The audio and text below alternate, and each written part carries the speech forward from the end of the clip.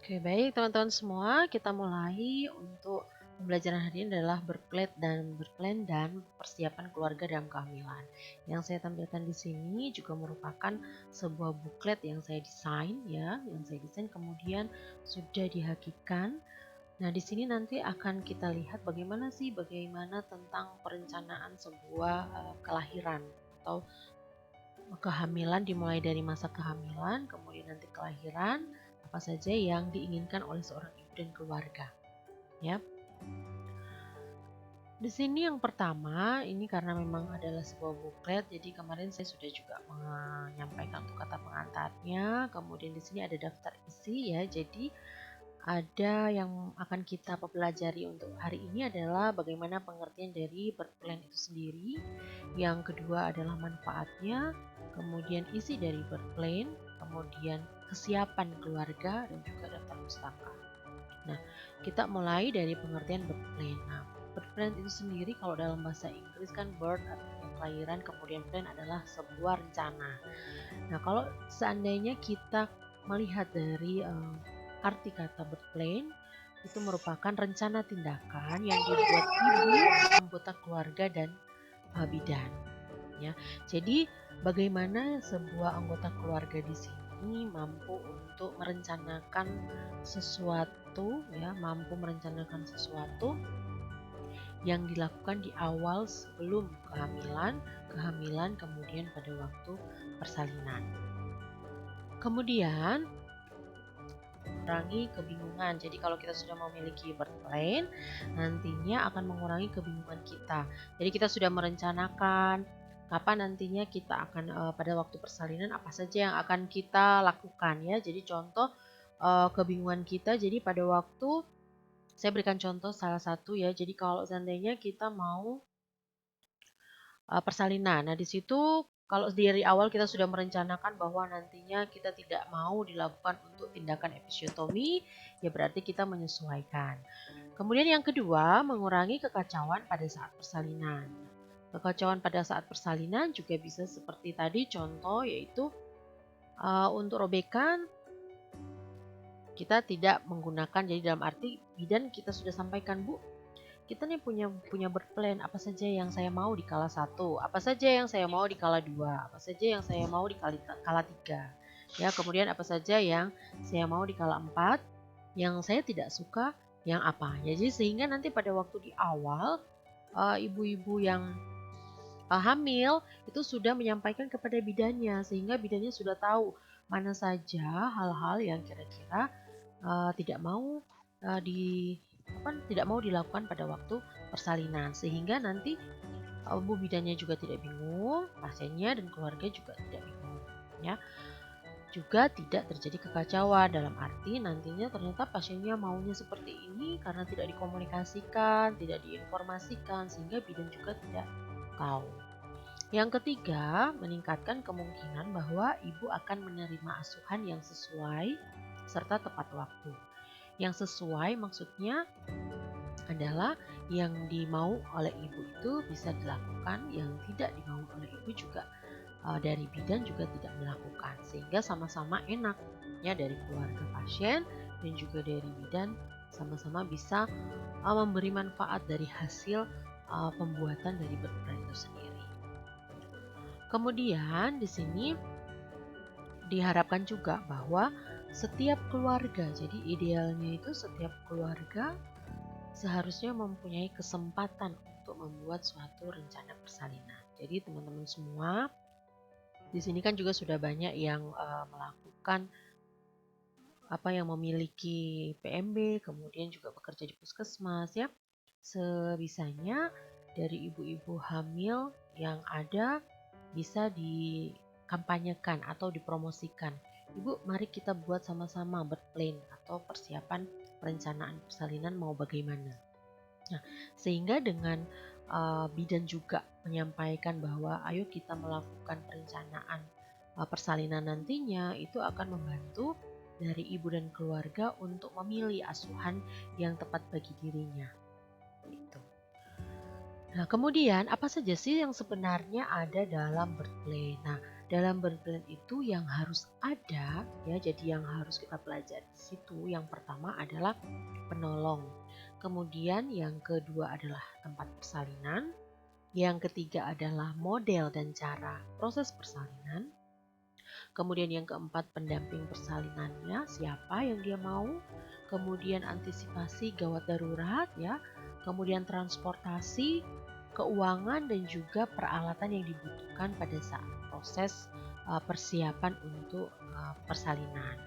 Ya, tapi persiapan untuk persalinan ini juga dilaksanakan pada waktu kehamilan karena memang ini adalah persiapan menuju bagaimana nanti proses persalinan. Nah, kita lihat satu persatu di sini, kita mulai dari penolong. Ya. Nah, penolong di sini yang pertama kita juga harus tahu ada di beberapa daerah penolong itu juga bisa disebut dengan doula. Ya. Jadi doula itu adalah sebutan untuk orang atau di luar keluarga yang mendampingi selama proses persalinan berjalan. Tugasnya apa? Tugasnya adalah berada di dalam kamar bersalin bersama calon ibu, ya, suami, serta anggota keluarga dan memberikan dukungan, termasuk baik dukungan psikis maupun dukungan emosional. Yang kedua, di dalam birth plan itu kita harus melihat penolongnya, jadi harus menentukan penolong. Kita harus di situ juga adanya pemilihan penolong persalinan. Nah, pemilihan penolong persalinan ini juga merupakan salah satu faktor yang menentukan terlaksananya proses persalinan yang aman. Jadi, ibu pengen ditolong oleh siapa? Pengen ditolong oleh bidan, pengen ditolong oleh dokter, atau apa saja yang kira-kira yang dibantu oleh siapa, mungkin dari keluarga ikut terlibat, siapa, suami, orang tua, ya, anak, ya. Kalau kita lihat di website kan banyak sekarang video-video yang menawarkan bagaimana proses persalinan itu didampingi juga oleh suami maupun anak, ya. Kemudian proses yang ketiga, bagaimana determinan pemilihan penolong persalinan. Jadi, kalau kita mau memilih penolong persalinan itu juga harus kita lihat dari faktor-faktor penolong. Salah satunya adalah pendidikan, bagaimana pendidikan penolong tersebut. Kemudian yang kedua adalah pengetahuan dari seorang penolong, kemudian sikap dan juga status. Nah, yang dimaksud dengan faktor pendidikan, nah kalau sekarang kita tahu bahwa yang bisa menolong itu siapa. Ya, bidan dengan kompetensi apa. Nah, sampai tahun 2025 nantinya itu masih diberi kesempatan untuk sekolah. Jadi nantinya kalau seandainya sudah lebih dari itu yang tidak memiliki profesi itu biasanya nanti untuk izin itu tidak akan diberikan. Nah, sehingga penolong itu pun kita pilih melalui dari faktor-faktor, salah satunya adalah pendidikannya. Kemudian pengetahuan. Nah, biasanya ibu dan keluarga kalau sudah terbiasa dengan bidan, pastinya dia mampu menilai apakah bidan ini memiliki pengetahuan yang baik, mampu memberikan jawaban apabila saya bertanya atau tidak. Kemudian sikapnya bagaimana? Apakah bidan saya ini sikapnya bisa diajak untuk bersenda gurau, kemudian bisa diajak untuk memfollow up apa yang saya pertanyakan, kemudian apakah dia ramah, ya, kalau saya ketemu murah senyum atau tidak, ya, seperti itu. Kemudian statusnya bagaimana? Status yang dimaksud adalah memiliki izin atau tidak. Kemudian status ekonomi, maksudnya di sini adalah status ekonomi. Kemudian keterjangkauannya, jadi keterjangkauan untuk penolong. Jadi kalau kita melihat apakah dia mampu dengan bidan, apakah dengan dokter, ya. Kemudian dukungan keluarga oleh tenaga kesehatan dan dukun bayi. Apakah di situ juga bisa dilihat apakah keluarga memiliki juga pemberian dukungan kepada ibu dalam proses saat penolongan persalinan. Kemudian ibu juga di sini untuk memilih penolong atau tenaga kesehatan yang terlatih. Ya, sudah punya izin, tersertifikasi, punya kompetensi, ya, ibu harus memperhatikan itu. Kemudian di sini adalah penolong yang kita maksud dari tadi itu ternyata adalah seorang profesional, ya, seperti dokter atau bidan. Ya, memiliki kompetensi, memiliki sertifikasi, memiliki izin. Sehingga nantinya penolong di sini penolong yang berkualitas. Ya, jadi nanti teman-teman semua pada waktu proses untuk memberikan suatu pengetahuan kepada ibu bagaimana memberikan birth plan, ini bisa menjadikan satu acuan bagaimana sih kita memilih penolong. Ya, kita memilih penolong, bagaimana ciri-cirinya? Apa saja yang harus kita lihat? Penolong yang bagaimana yang harus kita tentukan.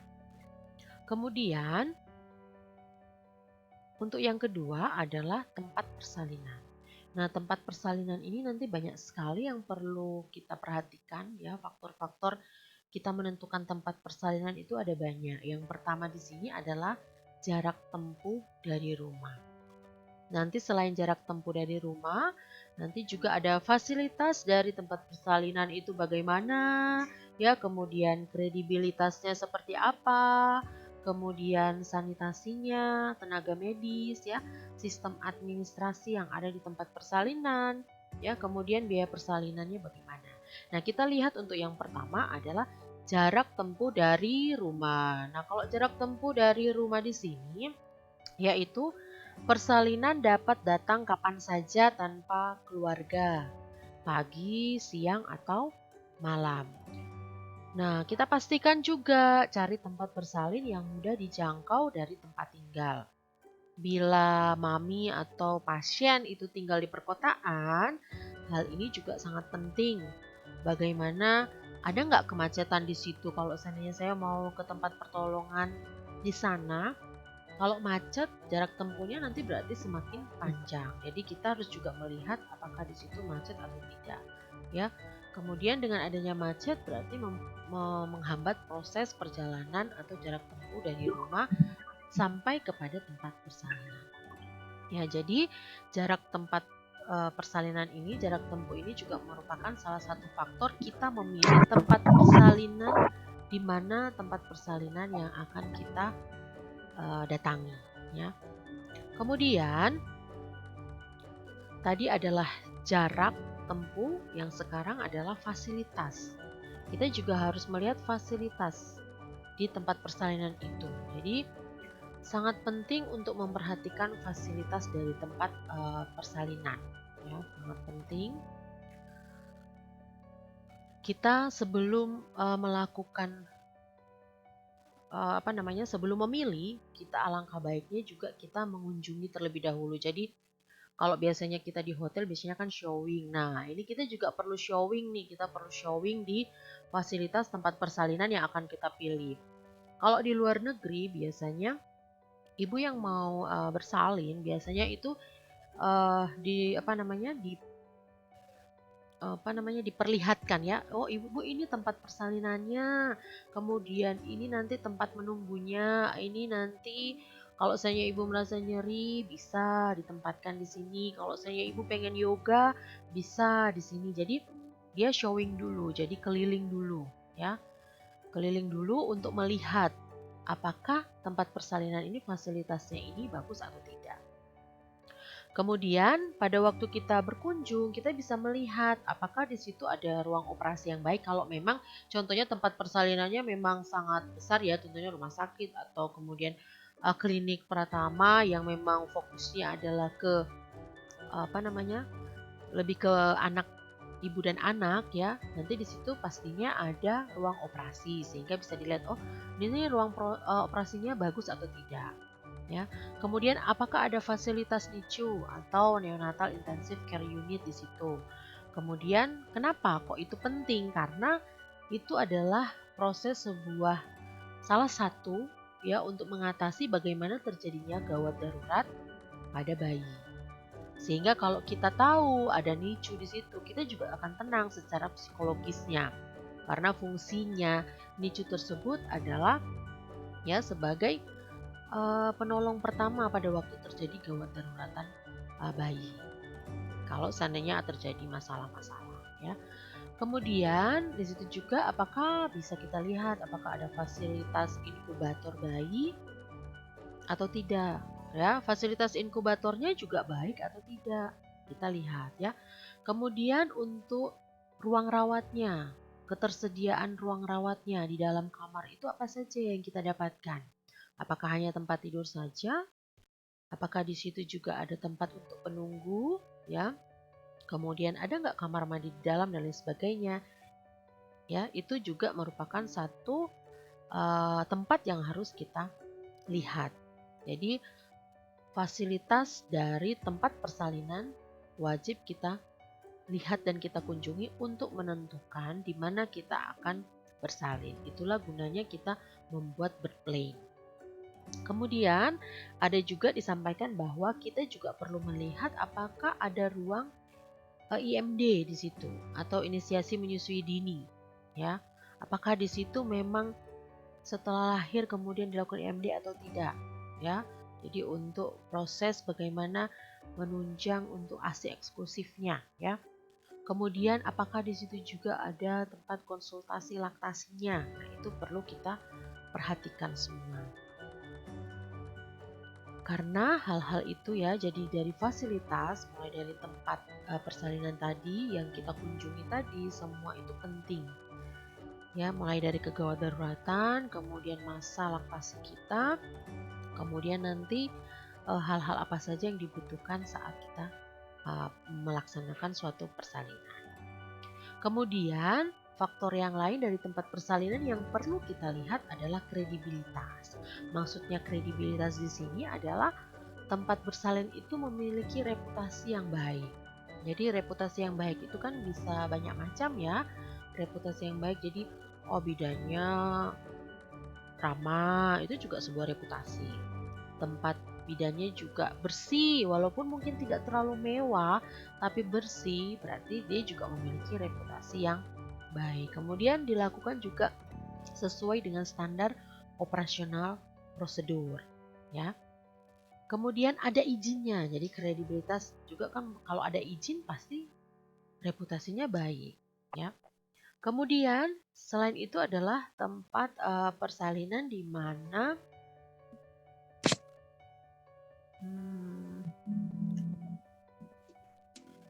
sekarang adalah sanitasi. Jadi sanitasi di sini merupakan kebersihan dan kenyamanan tempat bersalin, ya. Jadi kalau tadi kita showing tadi tempatnya, fasilitasnya, salah satunya yang harus dilihat juga adalah sanitasi, kebersihan dan kenyamanan tempat bersalin. Kemudian apakah di situ suami dan keluarga juga bisa menjaga, ya, kondisi nyaman ini. Dengan adanya sanitasi yang bersih dan nyaman itu akan mempengaruhi pikiran ibu untuk menghadapi suatu persalinan. Jadi kalau di sana bersih ya, kemudian nyaman, secara otomatis secara psikologis juga ibu akan merasa nyaman, ya. Kemudian tempat persalinan itu juga perlu diperhatikan bagaimana tenaga medis yang ada di situ. Tenaga medis yang ada di situ seperti apa.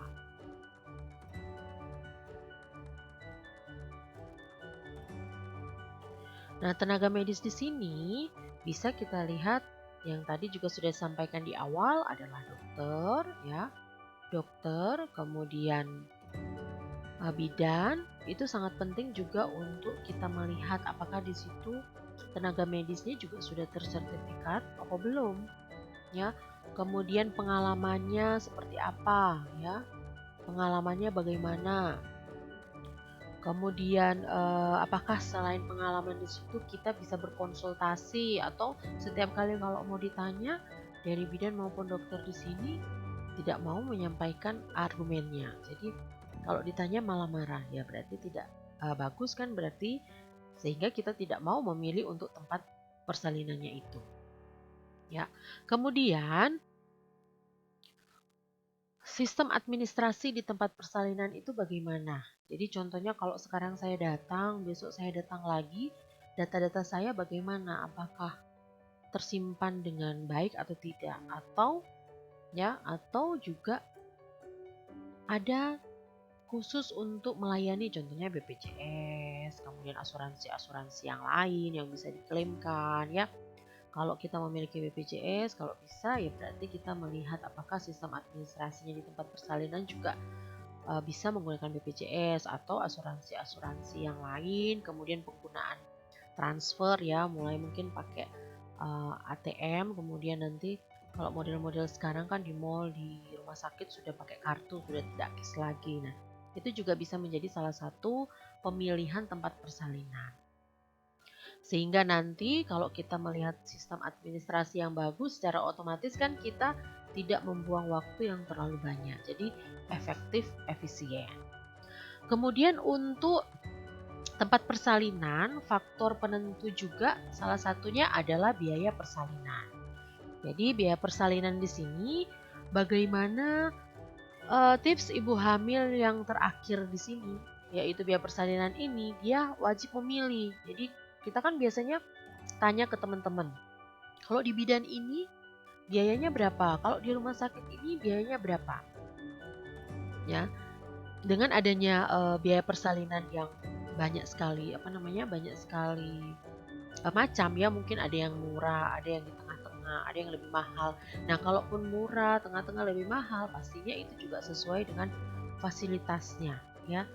Jadi fasilitas yang tadi apakah semuanya lengkap atau tidak, kemudian tenaga medisnya juga maksudnya kredibilitasnya juga baik atau tidak. Nah, itu kan menentukan biaya persalinan ya. Otomatis dengan kita memilih kelas itu juga mempengaruhi tentang biaya persalinan. Sehingga memang dari ibu hamil di sini di awal itu sudah melihat saya nantinya mau persalinan di rumah sakit, berarti saya harus menyiapkan biayanya berapa. Kalau saya mau persalinan di RB berarti biayanya bagaimana. Sehingga nanti kita memilih tempat bersalin itu sesuai dengan budget kita atau kemampuan kita, keuangan kita itu bagaimana ya. Nah, dengan adanya pemilihan dengan budget kita, dengan demikian tidak akan menjadi suatu masalah di kemudian hari, khususnya tentang keuangan, baik dari sisi keluarga, kemudian ibu juga mendapatkan pertolongan terbaik yang dibutuhkan. Oke, kemudian kita masuk ke model dan cara proses persalinan. Nah, model dan cara proses persalin nanti dibagi atas 3. Yang pertama adalah persalinan normal, yang kedua adalah persalinan dibantu dengan alat, yang ketiga adalah persalinan dengan sesar-cesarea ya. Kemudian yang keempat ada dengan air atau waterboard. Jadi ada 4 proses persalinan di sini, model dan caranya. Kita mulai dari pertama adalah persalinan normal. Nah, persalinan normal merupakan metode melahirkan bayi melalui vagina dengan cara mengejan atau ngeden. Ya, setelah kontraksi, otot-otot di sekitar vagina biasanya akan meregang dan melebar sehingga bisa dilewati bayi. Nah, proses persalinan normal ini kita sebagai bidan wajib untuk menyampaikan kepada ibu. Ibu, kita punya model dan cara proses bersalin, Bu, ada 4. Nih, persalinan normal. Oh, persalinan normal ini seperti ini. Ya, metodenya melalui vagina dengan cara mengedan. Ya, kemudian ada kontraksi, otot-ototnya, vaginanya akan meregang dan melebar sehingga bisa dilewati oleh bayi. Kita sampaikan kepada ibu. Nah, kelancaran bersalin secara normal itu umumnya juga dipengaruhi oleh 3 faktor penting. Salah satunya adalah kekuatan ibu saat mengejan. Ya, kemudian kondisi juga jalan lahir dan juga kondisi janin. Ya, 3 faktor yang sangat penting yang mempengaruhi kekuatan ibu. Ya, kemudian 3 faktor itu harus sama-sama baik sehingga persalinan dapat berjalan lancar. Ya, jadi kita sampaikan, Ibu, kalau memang Ibu mau proses persalinan normal nih 3 faktor ini harus sama-sama, Bu. Jangan cuma satunya. Contohnya Ibu kekuatannya hanya di mengejan aja, tapi jalan lahirnya kurang baik, kondisi janinnya kurang baik, nggak akan bisa. Jadi ketiga-tiganya itu harus sinkron, harus bersama-sama, seiring sejalan ya. Sehingga jika ada suatu masalah pada salah satunya dari 3 tadi, dokter atau bidan akan memutuskan apakah persalinan normal ini masih dapat dilanjutkan atau tidak ya. Kemudian proses melahirkan secara normal umumnya berlangsung kurang dari 24 jam. Sehingga meski begitu, ibu harus tetap melakukan segala persiapan sejak dini. Nah, kita kembali tadi, kenapa sih harus membuat birth plan itu ya, membuat perencanaan kelahiran itu? Kenapa? Ya karena memang harus persiapan sejak dini. Kemudian model dan cara proses persalinan yang kedua, di sini adalah persalinan yang dibantu dengan alat. Nah, kalau kita lihat di rumah sakit, biasanya untuk alat vakum itu masih digunakan sampai sekarang. Tapi kalau untuk forceps, kalau sekarang sepertinya jarang dan sudah tidak dianjurkan ya. Jadi mungkin bisa dilihat di gambar tersebut ada dua ya, vakum dan forceps. Ibu-ibu kemudian teman-teman yang sudah ikut praktek dulu pastinya sudah melihat alatnya ya, sehingga di sini kita juga harus mampu memberitahu kepada ibu bagaimana sih persalinan yang dibantu alat. Oh, terdiri atas vakum dan juga forceps. Kalau vakum itu ataupun disebut dengan ekstraksi vakum itu Bu dilakukan dengan menggunakan cup. Jadi kayak model mangkok pengisap untuk menarik bayi keluar secara lembut. Kemudian vakum itu akan dilakukan saat mulut rahim ya. Jadi saat mulut rahim telah terbuka penuh dan kepala bayi berada di bagian bawah panggul. Nah, berbeda dengan forceps. Kalau seandainya forceps itu lebih beresiko daripada vakum dan memang sulit untuk dilakukan dibandingkan dengan bantuan vakum. Kalau forceps itu merupakan alat bantu seperti dia menyerupai seperti sendok yang terbuat dari logam. Jadi hampir sama dengan pada gambar di samping. Nah, sehingga teman-teman pada waktu teman-teman mau membuat mau menyampaikan kepada pasien, oh ternyata birth plan kayak gini ya. Berarti yang saya harus tahu itu apa saja sih? Di situ sudah ada gambar ya. Dia pada waktu kita menjelaskan sambil diperlihatkan, dia akan lebih mudah untuk memahami. Kemudian model dan cara persalinan, proses persalinan yang ketiga adalah seksu sesarea. Nah, seksu sesarea di sini kita juga menjelaskan bahwa untuk persalinan seksu sesarea berarti melahirkan lewat operasi sesar yang umumnya dilakukan ketika persalinan normal itu dikatakan tidak mungkin dilakukan. Kemudian juga operasi sesar itu juga dapat dilakukan apabila ada masalah darurat yang dapat mengancam nyawa ibu dan bayi. Nah, ada beberapa kasus melahirkan lewat sesar itu dapat dijadwalkan atau direncanakan jauh-jauh hari sesuai keinginan ibu. Contoh, kemarin itu kan ada hari kelahiran Pancasila tanggal 1. Mungkin kalau mendekati HPL itu, saya pengen dilahirkan pada tanggal 1 supaya sama dengan hari lahirnya Pancasila. Nah, itu bisa direncanakan jauh-jauh hari. Saya pengen contohnya kemarin juga habis Idul Fitri ya, habis Idul Fitri saya pengen hari lahirnya pas saat Idul Fitri. Ya, silahkan. Jadi ada beberapa keinginan dijadwalkan sesuai dengan keinginan keluarga biasanya. Nah, kemudian model dan cara proses bersalin yang keempat adalah dengan air atau yang disebut dengan water birth. Di sini untuk persalinan di dalam air itu merupakan metode melahirkan yang normal yang mengharuskan ibu berendam di dalam bak atau kolam berisi air hangat. Ya, sekarang banyak sekali video untuk yang water birth, jadi mungkin teman-teman juga bisa sambil memperlihatkan kepada pasien contoh bagaimana sih water birth itu. Tapi kalau water birth juga itu kan tidak semua dilakukan di tempat kita, jadi memang sudah terlatih, kemudian tempatnya juga sesuai dengan syarat ya. Kemudian di sini juga kita menjelaskan kepada ibu sebenarnya tujuan dari water birth itu apa ya. Nah, salah satu tujuannya adalah untuk menghindari bayi stres karena mengalami perubahan kondisi yang ekstrim.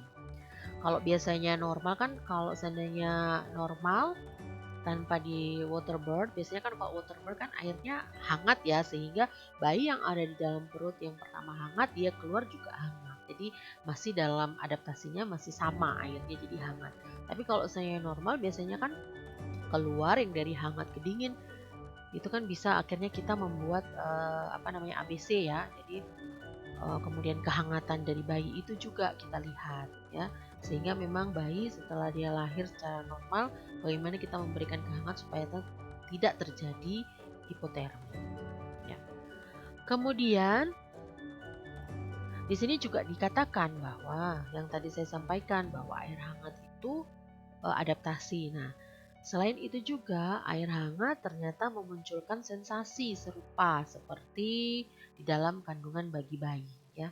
Jadi adaptasinya hampir sama kandungan. Jadi dalam proses rahim kemudian dia keluar air hangat itu posisi masih sama atau setara untuk air.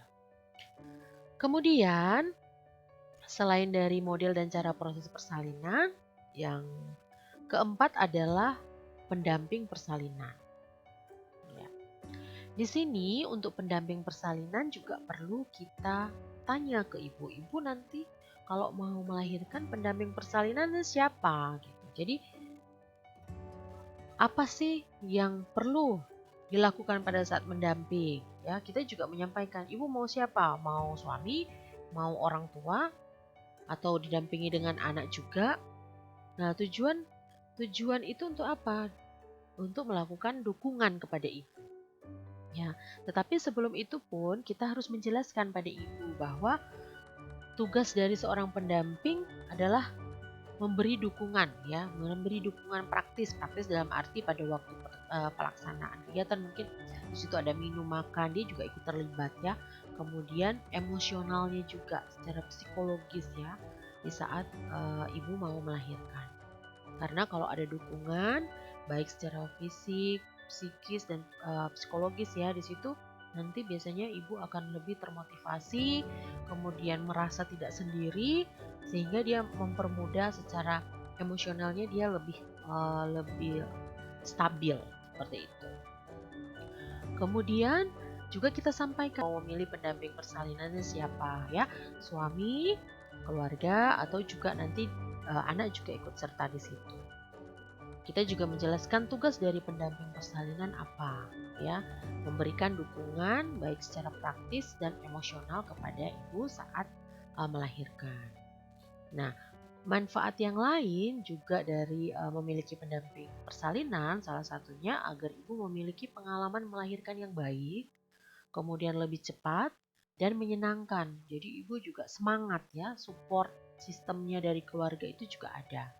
Sehingga nanti untuk mengejar, kemudian merasa tidak sendiri, sehingga ibu nanti lebih aktif ya, lebih termotivasi dalam proses persalinan. Nah, mengapa sih perlu pendamping ya? Walaupun didampingi oleh suami atau keluarga saat melahirkan, tentu itu akan membuat ibu jauh lebih tenang. Jadi secara psikologis itu akan lebih tenang. Nah, di situ juga kita memberikan kalau adanya pendamping, di situ juga dapat memberikan dukungan mental. Ya. Kemudian pendamping juga dapat membantu memastikan rencana persalinan yang sudah disusun bersama berjalan sesuai yang ibu inginkan. Jadi tadi di awal saya sudah menyampaikan bahwasanya di awal itu pada waktu kehamilan ibu, bidan dan keluarga itu membuat satu perencanaan kelahiran. Sehingga di sini nantinya dia sebagai pendamping itu memastikan rencana persalinan yang telah disusun kemarin itu apakah berjalan sesuai atau tidak. Ya, kemudian dia juga bisa mengingatkan, oh kemarin maunya seperti ini. Ya, pasiennya maunya seperti ini, yang dia tidak mau seperti ini. Jadi dia memastikan apakah perencanaan dari proses kelahiran itu berjalan atau tidak, ya. Nah, kemudian dengan memiliki pendamping persalinan juga, ibu bisa lebih berkonsentrasi pada proses persalinan. Jadi dia lebih fokus pada persalinannya. Yang lain sudah didampingi, jadi supportnya sudah ada. Mungkin yang mau mengambilkan makan, mengambilkan minum kan sudah ada. Sehingga dia memang fokus benar-benar pada saat proses persalinan saja. Nah, dengan dia fokus dengan proses persalinan, kemudian dia didampingi secara otomatis itu akan mengurangi stres saat ibu menjelang persalinan dan ibu juga merasa lebih rileks ya lebih rileks, lebih santai karena dia ada pendamping di sampingnya. Kemudian selain dari pendamping persalinan, sekarang kita ke antisipasi gawat darurat. Jadi antisipasi gawat darurat di sini bagaimana kita membuat rencana untuk mengambil keputusan jika terjadi kegawat daruratan. Jadi bagaimana kita membuat rencana itu ya, rencana untuk mengambil keputusan pada saat mengambil keputusan utama tidak ada. Nah, jadi kalau pendamping tadi ini juga bisa bisa saling sejalan ya. Jadi kalau pada waktu kita membuat rencana, adanya pendamping itu juga menjadi salah satu antisipasi gawat darurat. Kalau seandainya tidak ada orang yang mendampingi, mungkin dia tidak mampu untuk memberikan suatu keputusan. Nah, pendamping itu juga merupakan salah satu orang untuk tempat untuk mengambil keputusan utama. Ya, jadi kalau suami contohnya tidak ada, kemudian digantikan oleh keluarga, itu juga bisa untuk antisipasi gawat darurat, ya. Karena kalau saya pasiennya sudah syok, dia kan tidak mampu untuk memberikan keputusan, sehingga pendamping di situ berfungsi untuk mengambil keputusan utama. Jadi pengganti keputusan utama, ya. Nah, selain dari itu, penting bagi bidan dan keluarga untuk mendiskusikan. Jadi, bagaimana sih mendiskusikannya? Yang pertama, siapa pembuat keputusan utama dalam keluarga? Apakah suami? Apakah ibu mertua? Apakah ibu itu sendiri? Sehingga kita tahu, oh ternyata nanti yang mau ambil keputusan itu siapa? Sehingga tertujunya kita langsung kepada orangnya. Apakah ibu? Kemudian apakah suami, apakah keluarga, ya. Kemudian siapa yang akan membuat keputusan jika pembuat keputusan utama tidak ada saat terjadi kegawat daruratan, ya. Jadi yang pertama, kalau terjadi gawat daruratan, ibu mungkin syok atau dan lain sebagainya tidak bisa memutuskan. Berarti pendamping yang ada di situ sebagai pengganti. Tetapi kalau memang ada yang tadi ternyata pembuat keputusan utama adalah suami, tapi suami pada waktu itu tidak ada, berarti kan harus telepon dulu ya.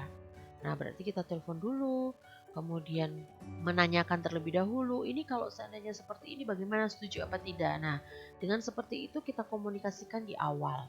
Dengan kita komunikasikan di awal, secara otomatis perencanaan kelahirannya juga akan mempermudah kita untuk tahap-tahapannya kalau terjadi gejala atau terjadi gawat darurat pada saat proses persalinan. Mungkin sampai antisipasi gawat darurat, di sini ada pertanyaan teman-teman? Belum ya? Kalau belum saya lanjutkan. Oke, setelah antisipasi untuk gawat darurat, kita ke transportasi. Jadi transportasi ini juga merupakan salah satu faktor penting yang harus ada dalam perencanaan kelahiran atau birth.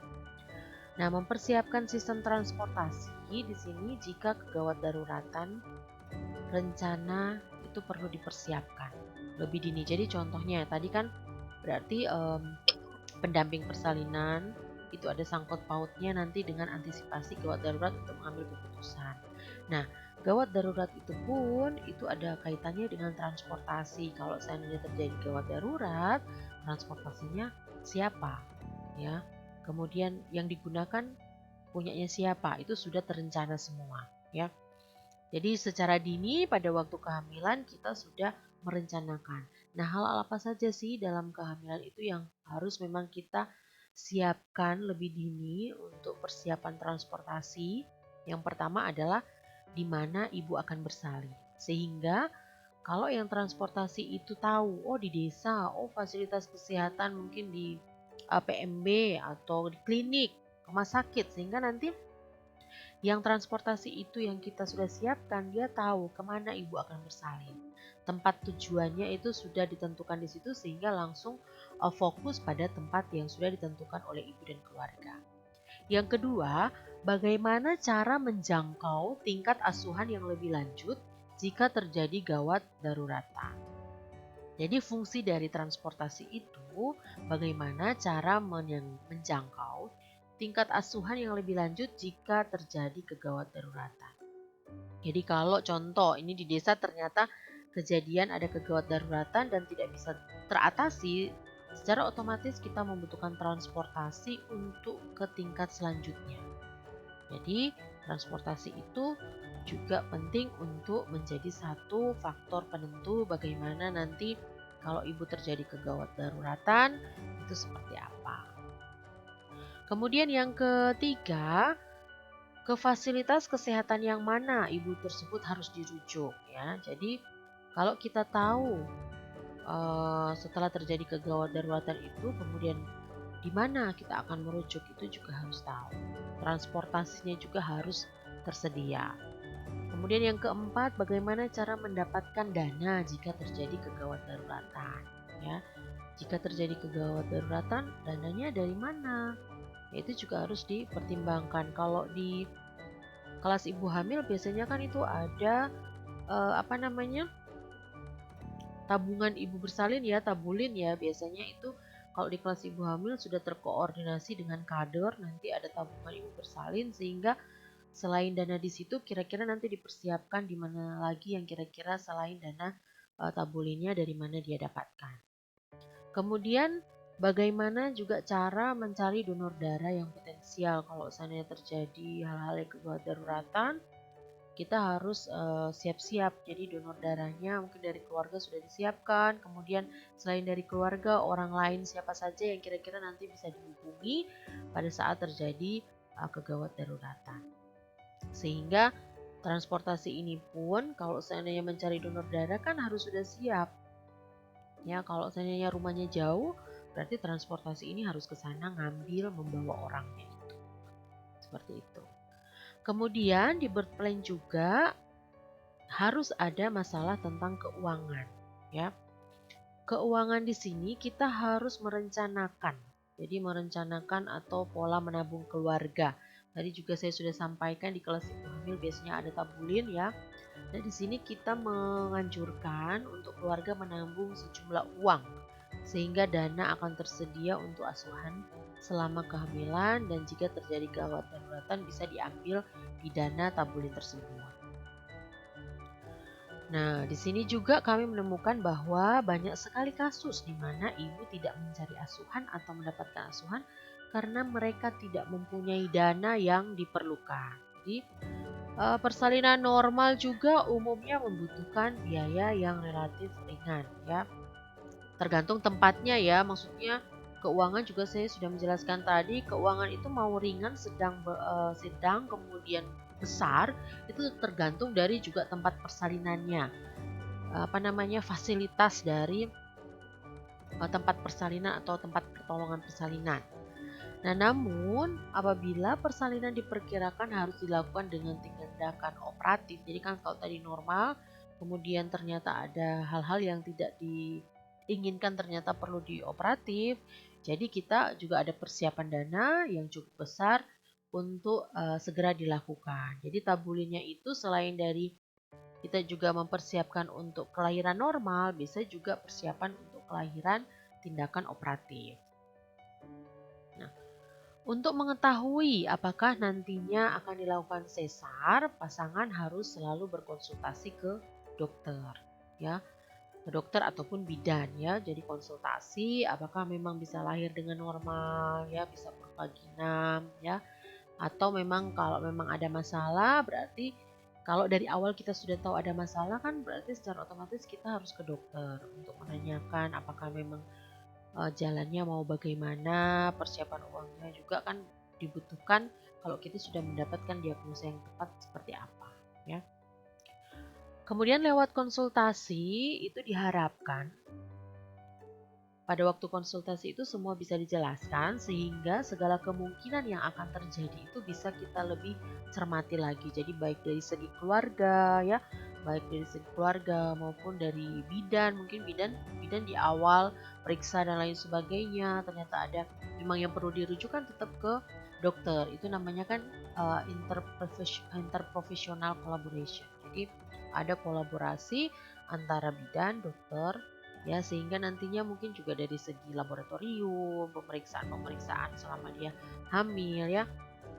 Kalaupun di puskesmas sekarang juga sudah semua. Jadi kalau ibu hamil datang mestinya sudah dilakukan juga screening ya.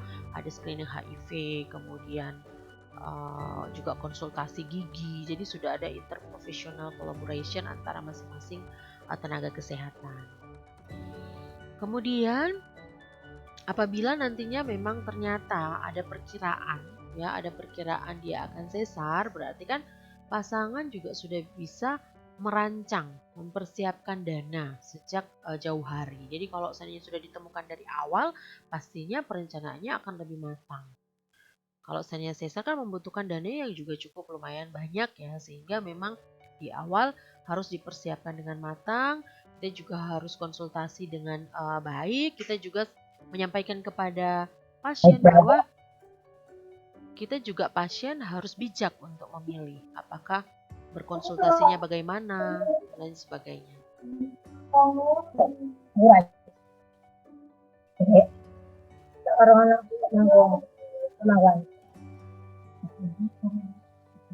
Saya karo koncone nang Kusuma Sabuk. Ora iku kuliah. Saya pun masuk juga.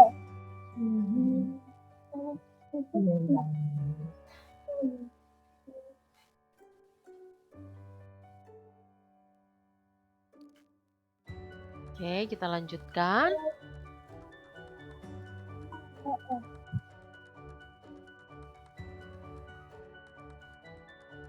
Ya, kita lanjutkan. Jadi, keuangan ini yang paling penting adalah kalau seandainya dana yang terkumpul itu sudah terkumpul, ya baik kita mau normal, mau sesar, itu atau secara otomatis beban mental suami, keluarga ya, yang ada ibu hamil juga itu bisa lebih teratasi. Jadi alangkah lebih baiknya memang keuangan ini menjadi satu prioritas juga utama dari kita melakukan perencanaan proses kelahiran atau birth plan-nya itu. Selain keuangan, peralatan apa saja yang dibutuhkan ya?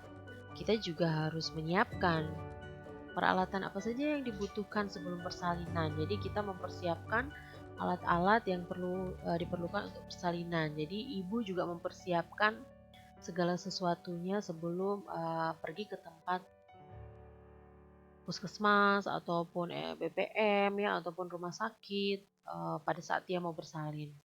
Jadi kalau minggu-minggu terakhir kita juga sebagai bidan sudah mau menyampaikan kepada ibu-ibu harus sudah mempersiapkan ya sehingga nanti kalau waktu-waktu tertentu ternyata sudah terasa dan lain sebagainya, secara otomatis nanti peralatan yang sudah disiapkan itu nanti langsung bisa dibawa ya, kemudian dibawa untuk ke rumah sakit ataupun ke tempat persalinan yang kita tuju ya. Contohnya apa saja? Bisa jari, bisa handuk, ya, baju bayi, pembalut, kemudian peralatan mandi yang sudah dikemas dalam satu tas sehingga pada waktu kita sudah merasa nantinya mau melahirkan, satu tas itu sudah disiapkan ya, tinggal diangkat sehingga mempermudah dari ibu dan keluarga dalam persiapan untuk proses persalinan. Ya, jadi teman-teman semua, kita melihat bahwa tadi ya dalam birth itu harus ada satu penolong. Salah satu indikator penolongnya kita harus memilih siapa. Yang kedua, tempat persalinannya di mana. Yang ketiga, model dan cara proses persalinnya. Yang keempat, pendamping persalinannya. Kemudian yang kelima, antisipasi gawat darurat. Ya, kemudian yang keenam, transportasi. Yang ketujuh, keuangan. Kemudian yang terakhir ini adalah peralatan yang dibutuhkan sebelum persalinan. Kemudian di sini ada contoh bagaimana kita membuat birth plan untuk kelas 1 ya. Yang pertama di sini ada tetap aktif atau mobile selama persalinan. Kemudian persalinan dilakukan di rumah, intinya seperti itu. Tidak mencukur rambut pubis. Ada kalanya kan mungkin ada yang lain tidak ingin dicukur, tapi ada yang lain pengennya dicukur supaya pada waktu persalinan bersih. Kemudian tidak dilakukan pemasangan infus secara rutin. Maksudnya secara rutin kalau memang tidak benar-benar diperlukan, tidak perlu dilakukan pemasangan infus. Tidak dilakukan enema, krisma atau hupna, ya. Biasanya kan kalau zaman dulu, setahu saya kalau zaman dulu saya praktek pun dulu sebelum ibu itu melahirkan, pastinya tetap dilakukan krisma atau hupna terlebih dahulu. Nah, di sini tinggal ibu mau apa tidak, ya. Kita sampaikan, ibu mau nggak kalau sebelum melahirkan diberi hupna dan lain sebagainya. Kalau memang ibu mau, ya tidak masalah. Tapi kalau ibu tidak mau, ya berarti salah satu contoh di sini tidak pengen dilakukan, ya. Kemudian kalau contoh di sini juga hanya suami yang selalu hadir mendampingi, orang lain nggak mendampingi, ya. Kemudian makan dan minum selama persalinan, membiarkan ketuban pecah secara spontan, jadi tidak dilakukan pemecahan, menggunakan berbagai posisi selama persalinan, jadi tidak tidur terus, bisa jongkok, bisa berdiri, siapa tahu dia mau pakai jimbol nanti untuk supaya ibu-ibu mungkin yang punya RB di rumah atau PMB di rumah bisa menyiapkan jimbol di situ sehingga nanti di tempat persalinannya bisa ibu muter-muter di dalam jimbol sehingga nanti kan kepala secara otomatis mempercepat proses penurunan kepala, ya. Kemudian menggunakan aromaterapi jadi supaya ibu rileks, santai, ya. Kemudian tidak stres. Kemudian memainkan musik suara alam. Jadi bisa ibu-ibu bidan di ruang bersalinnya sudah disetting ada sound system sehingga di situ mungkin iringan musik instrumen juga sudah ada untuk menambah relaksasi dari ibunya. Kemudian dilakukan pijatan selama proses persalinan oleh suami dan doula. Di sini juga ada menggunakan birthing ball. Kemudian tidak dilakukan induksi, jika perlu induksi alami, makan durian, buah nanas atau endorfin misek. Jadi kalau makan durian ini kan kalau makan durian pada waktu hamil muda tidak boleh, tapi kalau memang sudah terakhir, biasanya ada beberapa hal yang biasanya panas itu, ya, ada beberapa hal yang memang disampaikan kepada ibu sebagai induksi alami, ya. Kemudian jika ketuban pecah dan belum kotor, sebagai seorang pasien katanya dia tidak ingin dilakukan induksi kedokteran. Jadi kalau memang masih normal-normal saja, dia inginnya ya tidak perlu dilakukan induksi. Itu contohnya untuk kelas 1. Ini juga ada contoh template birth plan-nya. Jadi banyak sekali ya contoh birth plan-nya. Nanti ibu-ibu juga teman-teman semua bisa melihat contoh-contoh template birth plan. Di sini ada banyak macam contoh, ya. Jadi apa yang ibu mau, apa yang tidak ibu suka, itu biasanya dari birth plan itu sudah ditetapkan sehingga nantinya bidan ataupun dokter ataupun pasien itu sudah mengetahui apa yang boleh, apa yang tidak boleh. Ya, ini contohnya juga, ya. Di sini ini ada yes dan no. Jadi yes yang mana yang dia pengen, yang no yang mana, ya. Di juga hospital di sini ada, ya. Jadi teman-teman semua bisa saja ya nanti teman-teman menciptakan di tempat masing-masing untuk pasien itu memiliki birth plan sehingga nantinya pada waktu pertolongan persalinan sama-sama sudah oke, sudah saling mendukung, rasa cemas berkurang sehingga memang fokus pada persalinan. Oke, nah tadi kita sudah melihat birth plan. Ya, sekarang kita ke persiapan keluarga pada kehamilan. Nah, persiapan keluarga pada kehamilan di sini terbagi atas 3. Yang pertama adalah persiapan kondisi lingkungan keluarga, yang kedua persiapan kakek, yang ketiga persiapan nenek. Nah, bagaimana sih persiapan kondisi lingkungan keluarga? Nah, kalau lingkungan keluarga, di sini kita juga harus melihat dukungan suami dan keluarga terhadap emosional ibu. Jadi, dukungan keluarga ketika ibu dalam proses melahirkan, keluarga bisa mendukung dengan doa, memberikan semangat, ya, membesarkan hati ibu, sehingga tidak menambahkan kecemasan. Dan jika kondisi tidak diharapkan terjadi, keluarga yang di samping bisa membuat keputusan yang cepat dan tepat, serta bekerja sama dengan medis dan paramedis di sarana kesehatan tersebut. Jadi hampir sama dengan tadi untuk yang transportasi, kemudian pendamping persalinan ya. Jadi ini adalah salah satu juga persiapan kondisi lingkungan keluarga. Kita menyiapkan kondisi di mana seorang pendamping baik suami dan keluarga ya mampu untuk memberikan pendukungan. Jadi tadi lewat doa, pembesaran hati kepada ibu ya supaya nanti kecemasannya berkurang ya. Kemudian keputusan juga pengambilan keputusan kalau terjadi kegawat daruratan.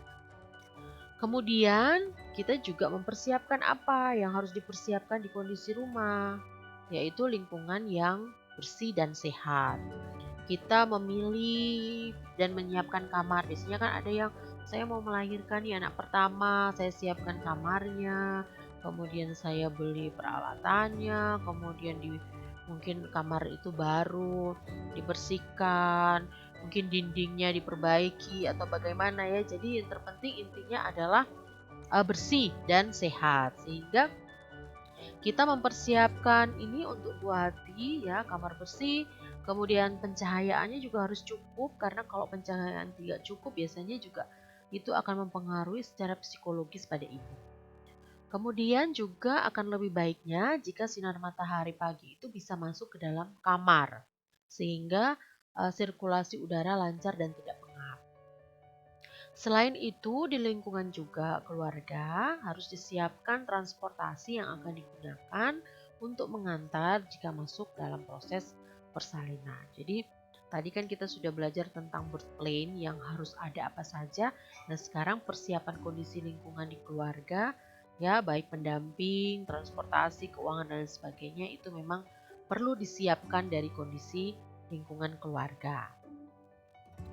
Ya, kemudian kalau untuk persiapan kakek dan nenek itu bagaimana ya? Kalau kakek dan nenek itu adalah penghubung utama generasi.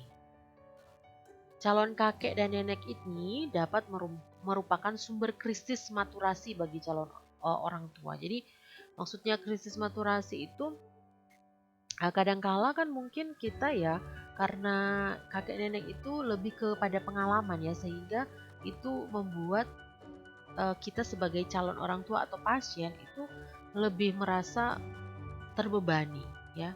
Sehingga kita perlu mempersiapkan kakek dan nenek ini. Jadi perlu disampaikan bahwa kita harus memberikan satu kesempatan kepada calon ibu ya calon ayah untuk bisa mengambil keputusannya sendiri walaupun memang pada dasarnya kakek nenek itu berperan penting untuk dalam proses membantu ya support sistem dalam keluarga mungkin ya menggendong ya menggantikan popok atau dan lain sebagainya.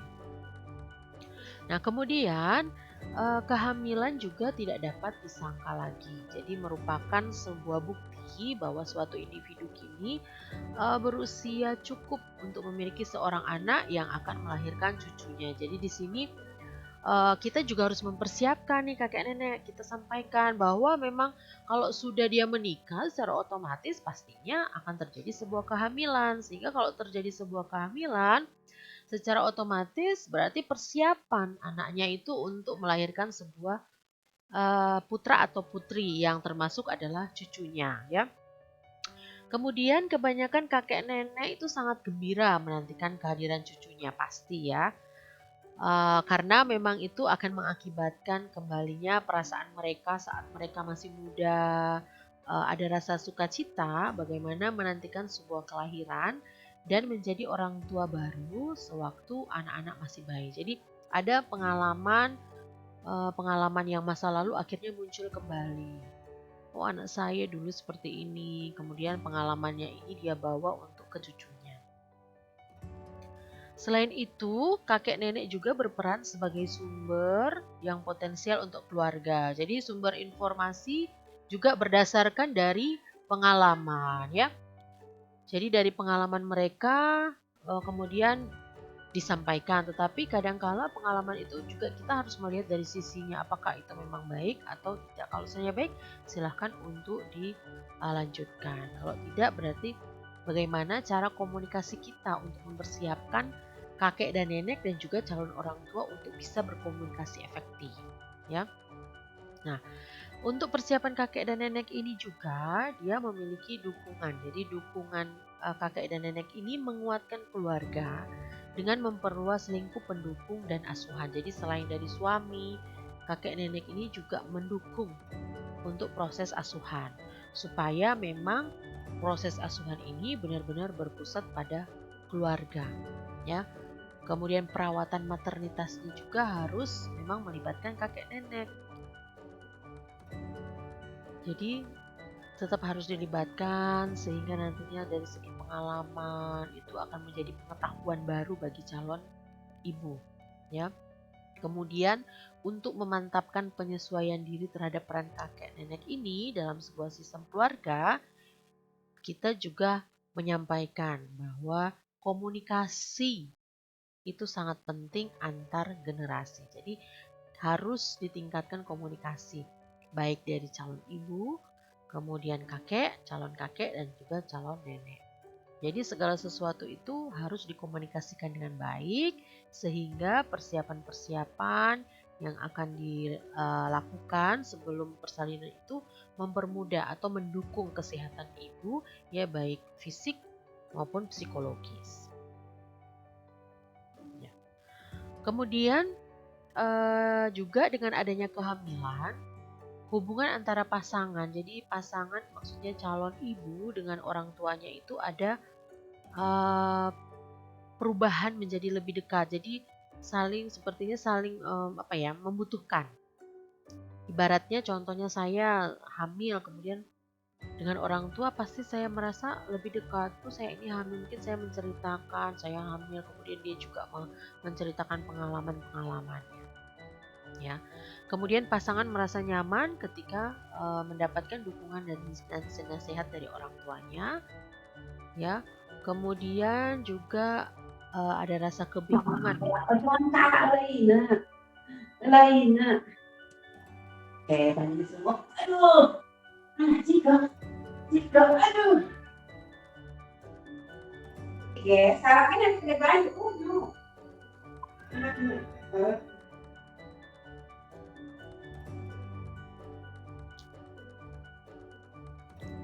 Oke, kita lanjutkan ya.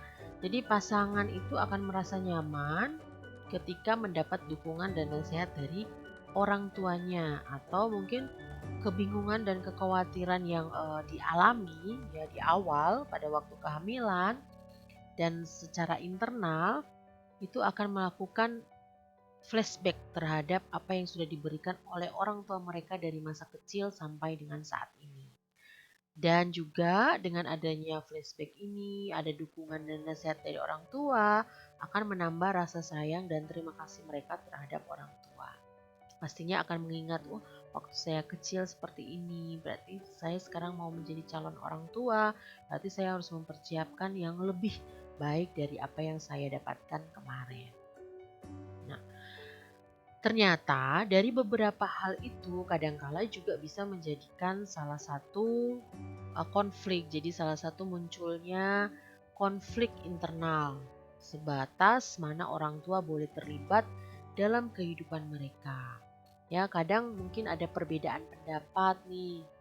Jadi orang tua, calon ibu biasanya kemudian terus jadi marahan ya karena pendapat saya itu seperti ini, tapi ibu saya pengennya kayak gini. Nah, itu kadangkala ditemukan memang adanya perbedaan pendapat di situ ya.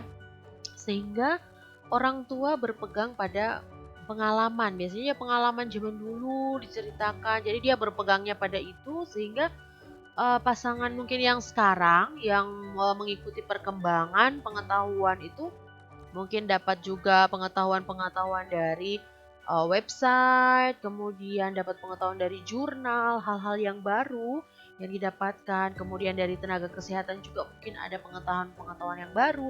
Akhirnya itu memang membuat bentrok antara calon ibu dan juga orang tua ya, kakek dan nenek. Tetapi kalau memang komunikasi itu bisa disampaikan dengan baik, secara otomatis pastinya akan bisa dan mampu menerima. Jadi untuk menjembatani hal itu terjadi, jadi konflik itu supaya tidak terjadi, itu dapat dilakukan suatu pendekatan sejak awal dan dibuat suatu kesepakatan mengenai apa yang dilakukan berdasarkan pengalaman dan berkembangan pengetahuan yang positif terhadap kehamilan dan perawatan bayi.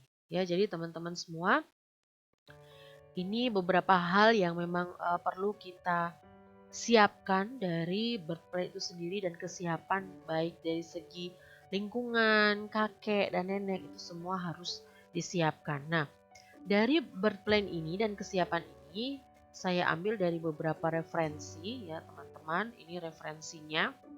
Jadi referensinya ada dari jurnal ya, kemudian juga dari website ya. Jadi bisa dilihat nanti beberapa contoh-contoh juga ada di situ ya. Nah, yang saya pentingkan bahwasannya eh, satu kesimpulan akhir pada birth plan ini, jadi kita teman-teman harus bisa menyampaikan secara sistematis kepada pasien bagaimana birth plan itu harus disusun di awal, sehingga memang mempermudah kita untuk menyiapkan segala proses dari persiapan proses persalinannya ya. Jadi kita sampaikan kepada ibu sehingga ibu dan keluarga dan juga kita sebagai tenaga kesehatan sama-sama bisa juga ibu menjadi wadah untuk kita menyampaikan bagaimana cara untuk perencanaan suatu persalinan. Oke, untuk quote terakhir, yaitu quote yang terakhir di sini, selama kita mau dan berusaha untuk belajar, tidak akan pernah ada kata tapi. Mari belajar dan bekerja smart. Jadi teman-teman semua, sekarang kita kan sedang belajar. Jadi jangan mengatakan tapi ya. Kita harus terus berusaha untuk belajar dan juga bekerja smart. Jadi teman-teman semua, jadi saya tahu teman-teman juga pada kerja, pada sambil kuliah ya. Jadi tetap berusaha, tetap semangat. Semoga nanti apa yang dicita-citakan juga ini bisa terselesaikan dengan baik ya, tugas-tugasnya juga bisa terselesaikan dengan baik.